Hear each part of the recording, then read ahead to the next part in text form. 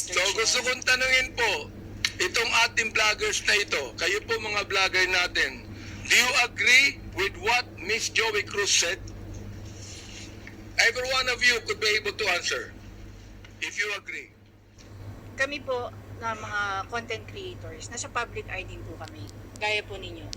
So, whatever content or opinions that we also post online, nakaka-receive din po kami ng mga gaya ninyo na masasakit na salita. Kaya naiintindihan po namin kung saan din kayo nanggagaling. However, ang difference lang po natin, ang atake sa amin personal, ang atake po sa inyo, on your official function. Ngayon, ang masasabi ko lang po siguro pagdating sa bagay na yan,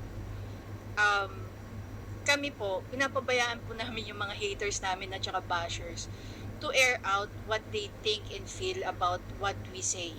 Hindi ko naman din po sinasabi na dapat ganun din po kayo. It so happen lang that sa inyo po, pagdating sa mga nasasabi nyo po, sa mga press briefing nyo po, sa press con nyo, or even sa mga pinapublish sa news, ang sa aming mga content creator, naka-anchor kami lagi kung ano lang po ang nasasabi ninyo.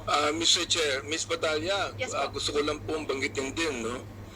Alam mo, natanggap ko itong mga bagay na ito since Quadcom days, eh.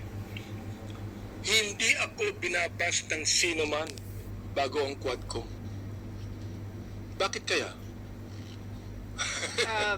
Di ba? Share if I I mean, may. hindi ako nababas, eh. Oo, ngayon lang talaga. Hindi ko alam kung bakit, eh. Oo, yun ang gusto kong sabihin sana sa inyo. Di ba? Yes, Manuel Mata po. Mr. yeah, Chair, Mr. Mata, yes. that is exactly the point kung bakit hindi po tayo nakafocus dapat dun sa mga protected naman na speeches ng mga tao. But the reason of frustration, ano po yung context bakit po nasabi yon ni Miss Cruz? Para alam po natin kung bakit siya na-frustrate, bakit niya po nasabi yon, and yun po yung masolusyonan natin. I think dun po sana tayo nakafocus, and I think yun yung rason kung bakit sinasabi ng batas natin na dapat hindi onion skinned yung mga government official para nakafocus tayo doon sa totoong problema and cause of frustration ng mga tao. Mr. Chair, sinabi ko na hindi ako onion skin, di ba? Yes po, Mr. Chair. The fact that you are here talking with us Yes. with this kind of respect is, I agree. Kaya, Mr. Chair,